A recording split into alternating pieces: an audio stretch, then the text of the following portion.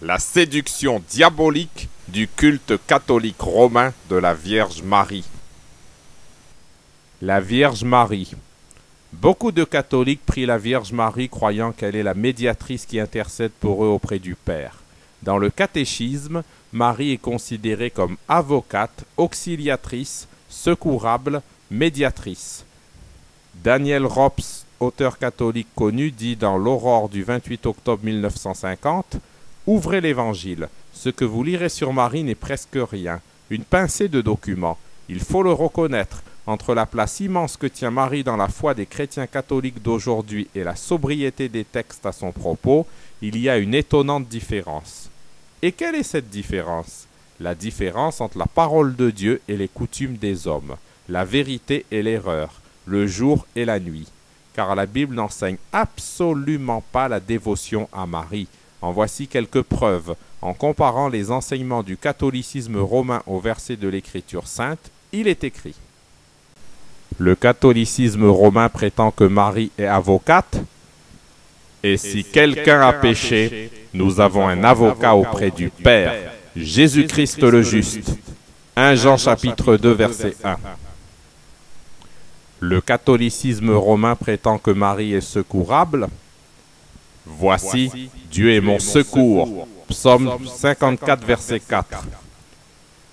C'est donc avec assurance que nous pouvons dire « Le Seigneur est mon aide, je ne craindrai rien, que peut me faire un homme » Hébreux chapitre 13 verset 6. Le malheur atteint souvent le juste, mais l'Éternel l'en délivre toujours. Psaume 34 verset 19. Nulle part dans la parole de Dieu Marie n'est qualifiée de secourable. Le catholicisme romain prétend que Marie est médiatrice. La Bible n'élève jamais Marie à la position de médiatrice, mais elle présente Jésus comme le seul et unique médiateur entre Dieu et les hommes. Car il y a un seul Dieu et aussi un seul médiateur entre Dieu et les hommes, Jésus-Christ homme, 1 Timothée chapitre 2 verset 5. Et c'est pour cela que le Christ est le médiateur d'une nouvelle alliance. Hébreux chapitre 9 verset 15. Il est le médiateur d'une alliance plus excellente. Hébreux chapitre 8 verset 6. Le catholicisme romain prétend que Marie est intercesseur. La fonction de médiateur et d'avocat consiste à intercéder pour les autres. La tradition catholique assigne cette charge à Marie, alors que la parole de Dieu ne désigne que le Seigneur Jésus-Christ comme intercesseur. Car Christ n'est pas entré dans un sanctuaire fait de main d'homme, en imitation du véritable, mais il est entré dans le ciel même, afin de comparaître maintenant pour nous devant la face de Dieu. Hébreux chapitre 9, verset 24. C'est aussi pour cela qu'il peut sauver parfaitement ceux qui s'approchent de Dieu par lui, étant toujours vivant pour intercéder en leur faveur. Hébreux chapitre 7, verset 25. Qui les condamnera? Christ est mort. Bien plus, il est ressuscité. Il est à la droite de Dieu et il intercède pour nous. Romains chapitre 8, verset 34. La Bible révèle que quiconque accède au Père doit passer par le Fils, c'est-à-dire par Jésus-Christ. Car par lui nous avons les uns et les autres accès auprès du Père. Éphésiens chapitre 2, verset 18. Ce que vous demanderez au Père en mon nom, il vous le donne. Jean chapitre 15, verset 10. En vérité, je vous le dis, ce que vous demanderez au Père, il vous le donnera en mon nom. Jusqu'à présent, vous n'avez rien demandé en mon nom. Demandez et vous recevrez, afin que votre joie soit parfaite. Jean chapitre 16, versets 23 et 24. Personne non plus ne connaît le Père si ce n'est le Fils et celui à qui le Fils veut le révéler. Venez à moi, vous tous qui êtes fatigués et chargés, et je vous donnerai du repos. Prenez mon joug sur vous et recevez mes instructions, car je suis doux et humble de cœur, et vous trouverez du repos pour vos âmes, car mon joug est doux et mon fardeau léger. Matthieu chapitre 11, versets 27 à 30. Je ne mettrai pas dehors celui qui vient à moi. Jean chapitre 6, verset 37. Qui doit-on prier? Ne vous inquiétez de rien, mais en toute chose faites connaître vos besoins à Dieu par des prières et des supplications, avec des actions de grâce. Philippiens chapitre 4, verset 6. Ainsi parle l'Éternel qui fait ces choses, l'Éternel qui les conçoit et les exécute, lui dont le nom est l'Éternel. Invoque-moi, et je te répondrai. Je t'annoncerai des grandes choses, des choses cachées que tu ne connais pas. Jérémie chapitre 33, versets 2 et 3. Éternel, prête l'oreille à ma prière, sois attentif à la voix de mes supplications. Je t'invoque au jour de ma détresse, car tu m'exauces. Psaume 86, versets 6 et 7. Et moi, je crie à Dieu, et l'Éternel me sauvera. Le soir, le matin et à midi, je soupire et je gémis, et il entendra ma voix. Psaume 55, versets 16 et 17. Des centaines de versets bibliques nous enseignent à nous tourner vers Dieu quand les difficultés surviennent dans nos vies. Pas un seul verset ne nous encourage à prier Marie ou à lui remettre notre sort. L'Éternel est près de tous ceux qui l'invoquent, de tous ceux qui l'invoquent avec sincérité. Psaume 145, verset 18. Remets ton sort à l'Éternel, et il te soutiendra. Il ne laissera jamais chanceler le juste. Psaume 55, verset 22. Marie est-elle une source de sainteté comme l'enseigne le catéchisme romain? Qui ne craindrait, Seigneur, et ne glorifierait ton nom, car seul tu es saint. Apocalypse chapitre 15, verset 4. Je suis l'Éternel, votre saint, le Créateur d'Israël, votre roi. Ésaïe chapitre 43, verset 15. Marie s'estimait-elle aussi élevée que les catholiques romains le pensent? Et mon esprit se réjouit en Dieu mon Sauveur, parce qu'il a jeté les yeux sur la bassesse de sa servante. Luc chapitre 1, versets 47 et 48. Marie elle-même reconnaît son besoin d'un Sauveur. Et Marie dit, « Mon âme exalte le Seigneur, et mon esprit se réjouit en Dieu mon Sauveur. » Luc chapitre 1, versets 46 et 47. Jésus accordait-il autant d'importance à sa mère que les catholiques romains? Tandis que Jésus parlait ainsi, une femme, élevant la voix du milieu de la foule, lui dit, « Heureux le sein qui t'a porté, heureuses les mamelles qui t'ont allaité. » Et il répondit, « Heureux plutôt ceux qui écoutent la parole de Dieu et qui la gardent. » Luc chapitre 11, versets 27 et 28. Jésus accordait-il autant d'importance à sa mère que les catholiques romains?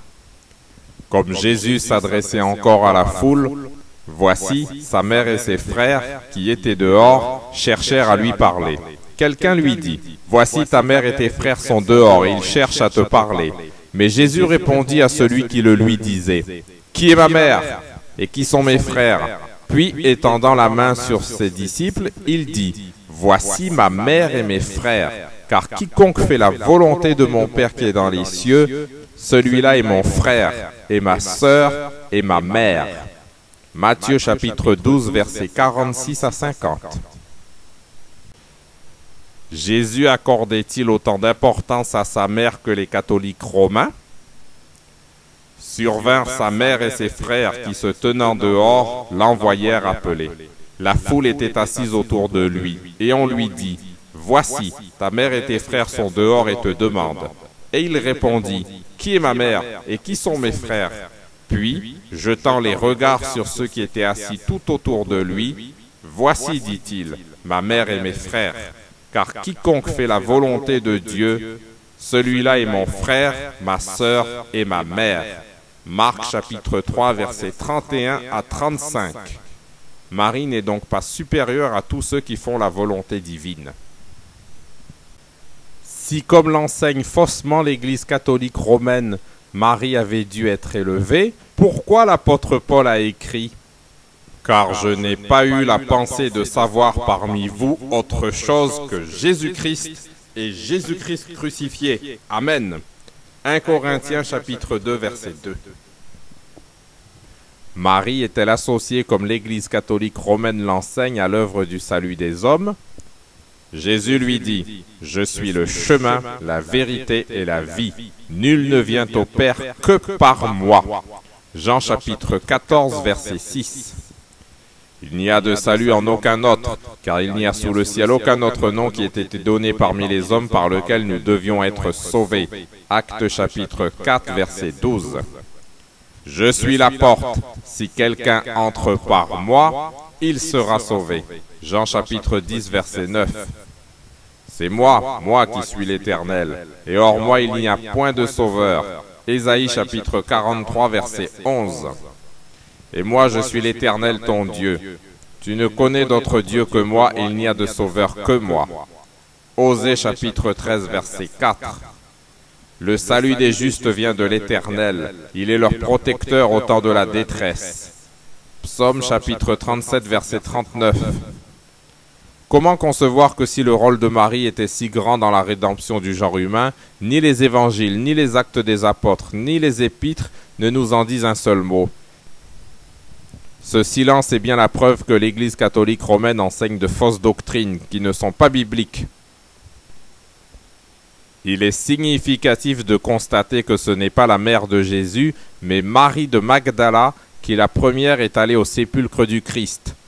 Le premier jour de la semaine, Marie de Magdala se rendit au sépulcre dès le matin. Jean chapitre 20 verset 1. Et que Jésus n'est pas apparu à sa mère en premier, mais à Marie de Magdala. Jésus étant ressuscité le matin du premier jour de la semaine, apparut d'abord à Marie de Magdala, de laquelle il avait chassé 7 démons. Marc chapitre 16 verset 9. Tout ceci n'est pas dit en vue de diminuer Marie, mère de Jésus, qui a été une servante choisie de Dieu, mais seulement de montrer qu'elle n'a pas droit au culte insensé que l'Église catholique romaine lui rend, spoliant ainsi Jésus et Dieu lui-même du culte et des honneurs qui ne sont dus qu'à lui seul, notre Créateur. Jésus lui dit « Retire-toi, Satan, car il est écrit, tu adoreras le Seigneur ton Dieu, et tu le serviras lui seul. » Matthieu chapitre 4 verset 10. Jésus lui répondit, « Il est écrit, tu adoreras le Seigneur ton Dieu et tu le serviras lui seul. » Luc chapitre 4 verset 8. Dieu, dans sa Bible, n'a pas donné un seul verset qui donne aux hommes une raison quelconque d'attribuer un culte à la mère de Jésus. « Je ne donnerai pas ma gloire à un autre. » Ésaïe chapitre 48 verset 11. Selon l'Église catholique romaine, Marie a comme titre « Refugium peccatorum », refuge des pécheurs. Mais qui a le pouvoir de pardonner les péchés? L'apôtre Pierre a déclaré « Jésus, il n'y a de salut en aucun autre. » Actes chapitre 4 versets 11 et 12. Et Jésus lui-même ne dit-il pas « Venez à moi, vous tous qui êtes fatigués et chargés, et je vous donnerai du repos. » Matthieu chapitre 11 verset 28. Jésus n'a jamais dit une seule fois « Allez à ma mère ». On ne trouve aucun passage de la Bible où Jésus nous est envoyé vers Marie. Bien au contraire, Jésus a confié avant sa mort sa mère à son disciple préféré, Jean. N'eût-il pas dû plutôt confier ses disciples à Marie si elle avait eu toutes les prérogatives que l'Église catholique romaine lui attribue? Le code pénal condamne à des peines sévères toute usurpation de titre. À quelle peine devant Dieu se condamnent tous les auteurs de ces usurpations des prérogatives divines du Sauveur et de tous ces faux en écriture? Selon l'Église catholique romaine, Marie a aussi pour titre « Salus infirmorum », salut des infirmes. Mais dans les évangiles, qui guérissait les paralytiques? Qui rendait la vue aux aveugles? Était-ce Marie ou Jésus? Pouvons-nous citer un seul miracle que Marie ait accompli durant sa vie? N'a-t-elle pas avoué humblement son impuissance aux noces de Cana en disant « Faites ce qu'il vous dira. Jean chapitre 2 verset 5. Sous-entendu, moi je ne puis rien. Quelques titres encore que l'Église catholique romaine donne faussement à Marie alors qu'ils n'appartiennent qu'à Jésus. Yanwa Koili, porte du ciel. La porte du ciel, c'est encore Jésus. Jésus leur dit encore, « Je suis la porte. Si quelqu'un entre par moi, il sera sauvé. » Jean chapitre 10, versets 7 et 9. C'est donc encore un titre usurpé. Stella Matutina, étoile du matin. Même remarque effrayante que précédemment, car c'est le nom que se donne Jésus. Moi, Jésus, j'ai envoyé mon ange pour vous attester ces choses dans les églises. Je suis le rejeton et la postérité de David, l'étoile brillante du matin. Apocalypse, chapitre 22, verset 16. On donne aussi à Marie le titre de Sedes Sapientiae, siège de la sagesse. Comment expliquer alors ce que nous rapporte Luc? Ses parents, ils ne comprirent pas ce qu'il leur disait. Luc chapitre 2, versets 48 et 50. Le siège de la sagesse, c'est Dieu seul. À lui la sagesse et la toute-puissance. Qui lui résisterait impunément? Job chapitre 9, verset 4. En Dieu réside la sagesse et la puissance. Le conseil et l'intelligence lui appartiennent. Job chapitre 12, verset 13. Car l'Éternel donne la sagesse, de sa bouche sortent la connaissance et l'intelligence. Proverbe chapitre 2, verset 6. Le mensonge de la virginité perpétuelle de Marie. Marie était vierge quand Jésus est né. Joseph s'étant réveillé fit ce que l'ange du Seigneur lui avait ordonné, et il prit sa femme avec lui. Mais il ne la connut point jusqu'à ce qu'elle eût enfanté un fils, auquel il donna le nom de Jésus. Matthieu chapitre 1, versets 24 et 25. Mais Marie n'est pas restée vierge toute sa vie, comme le prétend faussement le catholicisme romain. Non, d'ailleurs, ce serait anormal que Joseph n'ait jamais eu de relation avec sa femme. La Bible enseigne le contraire du catholicisme romain. Marie a eu d'autres enfants après la naissance de Jésus. Comme Jésus s'adressait encore à la foule, voici sa mère et ses frères qui étaient dehors cherchèrent à lui parler. Quelqu'un lui dit, « Voici ta mère et tes frères sont dehors et ils cherchent à te parler. » Matthieu chapitre 12, versets 46 et 47. N'est-ce pas le fils du charpentier? N'est-ce pas Marie qui est sa mère? Jacques, Joseph, Simon et Jude ne sont-ils pas ses frères? Et ses sœurs ne sont-elles pas toutes parmi nous? Matthieu chapitre 13, versets 54 et 55. N'est-ce pas le charpentier, le fils de Marie, le frère de Jacques, de Joseph, de Jude et de Simon? Et ses sœurs ne sont-elles pas ici parmi nous? Marc chapitre 6, verset 3. Le temps où Marie devait accoucher arriva, et elle enfanta son fils premier-né. Luc chapitre 2, versets 6 et 7. La mère et les frères de Jésus vinrent le trouver. Luc chapitre 8, verset 19. Et ses frères lui dirent, « Pars d'ici et va en Judée, car ses frères non plus ne croyaient pas en lui. » Jean chapitre 7, versets 3 et 5. Mais je ne vis aucun autre des apôtres, si ce n'est Jacques, le frère du Seigneur. Galates chapitre 1, verset 19.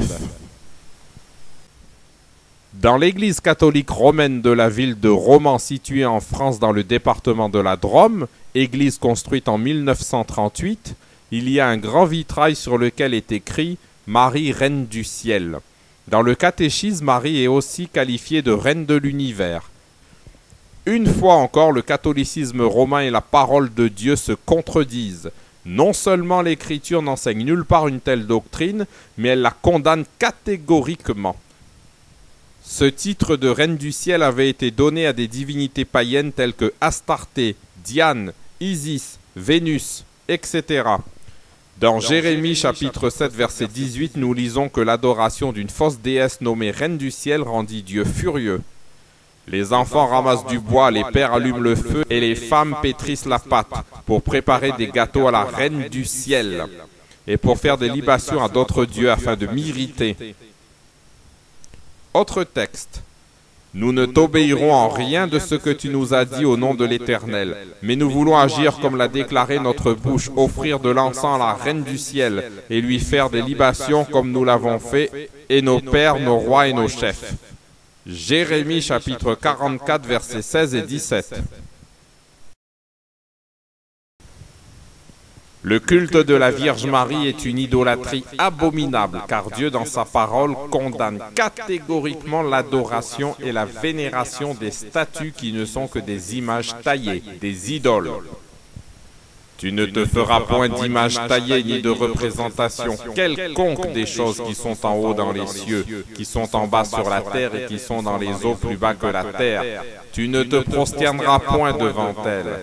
Et tu ne les serviras point, car moi, l'Éternel, ton Dieu, je suis un Dieu jaloux, qui punit l'iniquité des pères sur les enfants jusqu'à la 3e et la 4e génération de ceux qui me haïssent. Exode chapitre 20, versets 4 et 5, et Deutéronome chapitre 5, versets 8 et 9. Vous ne vous ferez point d'idole, vous ne vous élèverez ni image taillée ni statue, et vous ne placerez dans votre pays aucune pierre ornée de figures pour vous prosterner devant elle, car je suis l'Éternel votre Dieu. Lévitique chapitre 26, verset 1. Veillez attentivement sur vos âmes, de peur que vous ne vous corrompiez et que vous ne vous fassiez une image taillée, une représentation de quelque idole, la figure d'un homme ou d'une femme. Deutéronome chapitre 4, versets 15 et 16.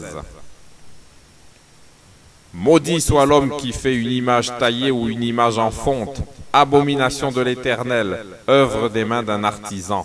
Deutéronome chapitre 27, verset 15. Leurs idoles sont de l'argent et de l'or, elles sont l'ouvrage de la main des hommes. Elles ont une bouche et ne parlent point, elles ont des yeux et ne voient point, elles ont des oreilles et n'entendent point, elles ont un nez et ne sentent point, elles ont des mains et ne touchent point, des pieds et ne marchent point, elles ne produisent aucun son dans leur gosier. Il leur ressemble ce qui les fabrique, tous ceux qui se confient en elles. Psaume 115, versets 4 à 8. Voir aussi Psaume 135, versets 15 à 18. Ceux qui fabriquent des idoles ne sont tous que vanité, et leurs plus belles œuvres ne servent à rien. Elles le témoignent elles-mêmes. Elles n'ont ni la vue, ni l'intelligence, afin qu'ils soient dans la confusion. Ésaïe chapitre 44, verset 9. Quand tu crieras, la foule de tes idoles te délivrera-t-elle? Le vent les emportera toutes, un souffle les enlèvera. Mais celui qui se confie en moi héritera le pays et possédera ma montagne sainte. Ésaïe chapitre 57, verset 13. À quoi sert une image taillée pour qu'un ouvrier la taille? À quoi sert une image en fonte et qui enseigne le mensonge? Pour que l'ouvrier qui l'a faite place en elle sa confiance, tandis qu'il fabrique des idoles muettes. Habacuc chapitre 2, verset 18. Pourquoi m'ont-ils irrité par leurs images taillées? Jérémie chapitre 8, verset 19. Petits enfants, gardez-vous des idoles. 1 Jean chapitre 5, verset 21. Les autres hommes qui ne furent pas tués par ces fléaux ne se repentirent pas des œuvres de leurs mains, de manière à ne point adorer les démons et les idoles d'or, d'argent, d'airain, de pierre et de bois, qui ne peuvent ni voir, ni entendre, ni marcher. Apocalypse chapitre 9, verset 20. Tous les rois d'Israël depuis Jéroboam Ier jusqu'à Osée furent considérés comme mauvais dans la Bible, parce que Jéroboam Ier avait associé au culte de Dieu des idoles et que tous ses successeurs persévérèrent dans cette erreur. Tout en n'obéissant pas à la vérité, Jean-Paul II lui-même a reconnu « Celui qui, au lieu de chercher Dieu, se met à la suite des idoles, tournera toujours le dos à l'unique vérité suprême et fondamentale. » 10 repères pour l'an 2000, page 22. La papauté correspond tout à fait à cette prophétie biblique de Daniel. Il prononcera des paroles contre le Très-Haut. Il opprimera les saints du Très-Haut. Et il espérera changer les temps et la loi. Daniel chapitre 7 verset 25. Il espérera changer les temps et la loi. Vérifiable dans ses catéchismes, l'Église catholique romaine a modifié la loi de Dieu des 10 commandements qu'on peut lire dans Exode chapitre 20 versets 3 à 17. L'Église catholique a supprimé le second commandement qui interdit de faire des statues et de les adorer. L'Église catholique romaine a modifié et perverti le 4e commandement qui prescrit l'observation du sabbat de l'Éternel le samedi, pour le remplacer par le faux culte du dimanche issu du paganisme antique et de l'adoration du soleil. Et l'Église catholique romaine a divisé en deux le 10e commandement pour rétablir le nombre des commandements. Le Seigneur Dieu a solennellement mis en garde contre toute modification de sa parole et de sa loi. Vous n'ajouterez rien à ce que je vous prescris, et vous n'en retrancherez rien, mais vous observerez les commandements de l'Éternel, votre Dieu, tels que je vous les prescris. Deutéronome chapitre 4, verset 2. Vous observerez et vous mettrez en pratique toutes les choses que je vous ordonne. Vous n'y ajouterez rien et vous n'en retrancherez rien. Deutéronome chapitre 12, verset 32. Je ne violerai point mon alliance et je ne changerai pas ce qui est sorti de mes lèvres. Psaume 89, verset 35. N'ajoute rien à ces paroles, de peur qu'ils ne te reprennent et que tu ne sois trouvé menteur. Proverbe chapitre 30, verset 6. J'ai reconnu que tout ce que Dieu fait durera toujours, qu'il n'y a rien à y ajouter et rien à en retrancher, et que Dieu agit ainsi afin qu'on le craigne. Ecclésiaste chapitre 3, verset 14. Car je suis l'Éternel, je ne change pas. Malachie chapitre 3, verset 6. Jésus-Christ est le même hier, aujourd'hui et éternellement. Hébreux chapitre 13, verset 8. Du Père des Lumières, chez lequel il n'y a ni changement, ni ombre de variation. Jacques chapitre 1, verset 17. Je le déclare à quiconque entend les paroles de la prophétie de ce livre. Si quelqu'un y ajoute quelque chose, Dieu le frappera des fléaux décrits dans ce livre. Et si quelqu'un retranche quelque chose des paroles du livre de cette prophétie, Dieu retranchera sa part de l'arbre de la vie et de la ville sainte décrit dans ce livre. Apocalypse chapitre 22, versets 18 et 19. Si quelqu'un y ajoute quelque chose, Dieu le frappera des fléaux décrits dans ce livre. Et si quelqu'un retranche quelque chose des paroles du livre de cette prophétie, Dieu retranchera sa part de l'arbre de la vie et de la ville sainte décrit dans ce livre. Apocalypse chapitre 22, versets 18 et 19. Le culte de la Vierge Marie contredit la Bible. Égal. Il y a un seul Seigneur, une seule foi, un seul baptême. Éphésiens chapitre 4, verset 5. Dieu n'est pas œcuménique. Il n'y a qu'une seule foi, donc une seule vérité. Par conséquent, l'Église catholique romaine enseigne des mensonges. Si nous gardons ses commandements, par là nous savons que nous l'avons connu. Celui qui dit « je l'ai connu » et qui ne garde pas ses commandements est un menteur, et la vérité n'est point en lui. 1 Jean chapitre 2 versets 3 et 4. Celui qui dit « je l'ai connu » et qui ne garde pas ses commandements est un menteur, et la vérité n'est point en lui. 1 Jean chapitre 2 verset 4. Conclusion. Comme l'Église catholique romaine enseigne entre autres mensonges cette fausse doctrine du culte de la Vierge Marie qui contredit les versets de la Bible qui sont inspirés de Dieu et qui viole sa sainte loi en étant une abominable idolâtrie, égale la religion catholique romaine est vraiment une fausse religion qui ne vient pas de Dieu. C'est donc un instrument au service de Satan pour la perdition des âmes. En plus, comme il y a 10 Ave Maria pour un Paternoster, le catholicisme romain n'est pas une religion chrétienne, puisqu'il donne beaucoup plus d'importance à Marie qu'à Dieu et à Jésus-Christ. La religion catholique romaine est vraiment une fausse religion qui ne vient pas de Dieu. C'est donc un instrument au service de Satan pour la perdition des âmes. Le faux culte idolâtre de la Vierge Marie égale.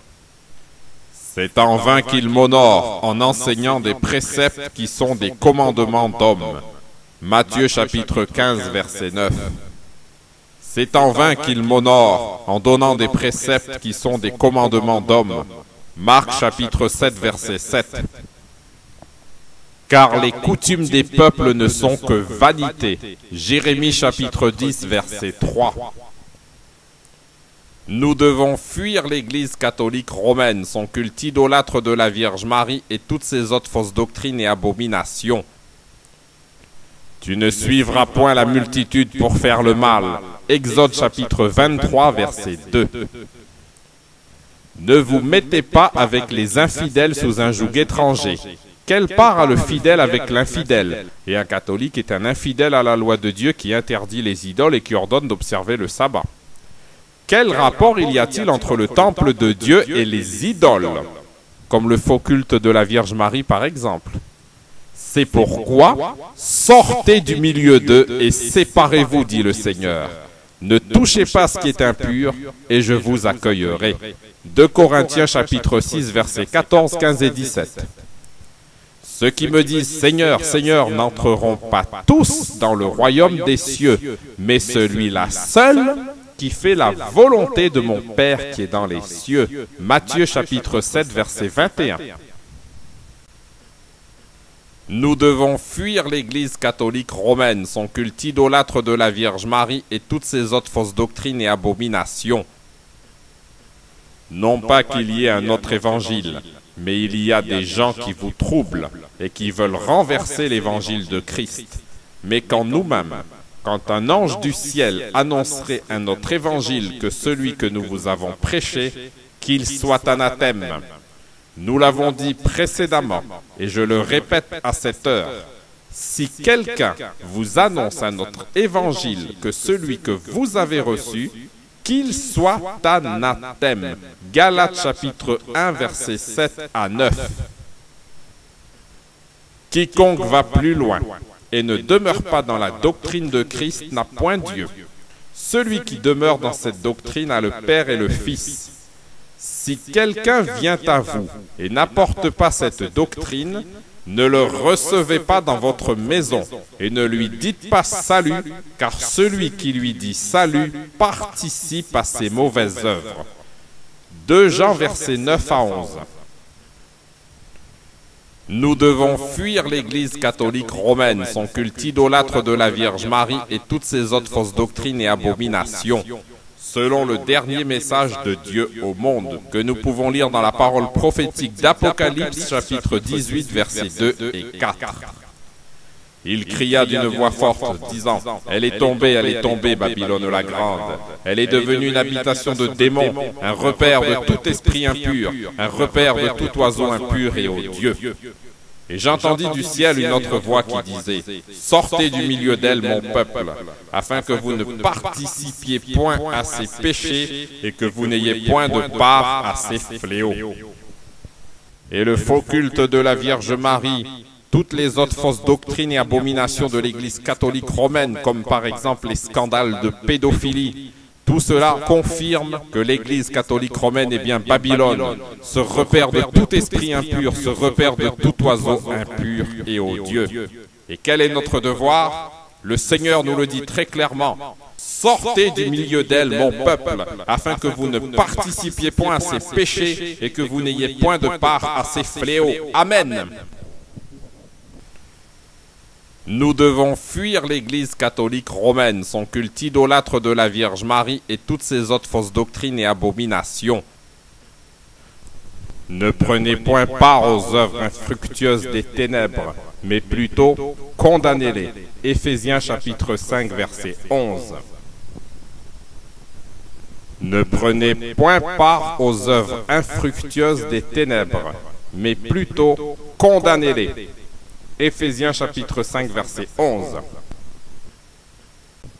Pour une étude plus complète, voir aussi les vidéos Séduction de l'Église catholique romaine, la secte catholique romaine et 666 Vatican. Heureux l'homme qui ne marche pas selon le conseil des méchants, qui ne s'arrête pas sur la voie des pécheurs et qui ne s'assied pas en compagnie des moqueurs, mais qui trouve son plaisir dans la loi de l'Éternel et qui la médite jour et nuit. Il est comme un arbre planté près d'un courant d'eau, qui donne son fruit en sa saison et dont le feuillage ne se flétrit point. Tout ce qu'il fait lui réussit. Psaume 1, versets 1 à 3. Amen.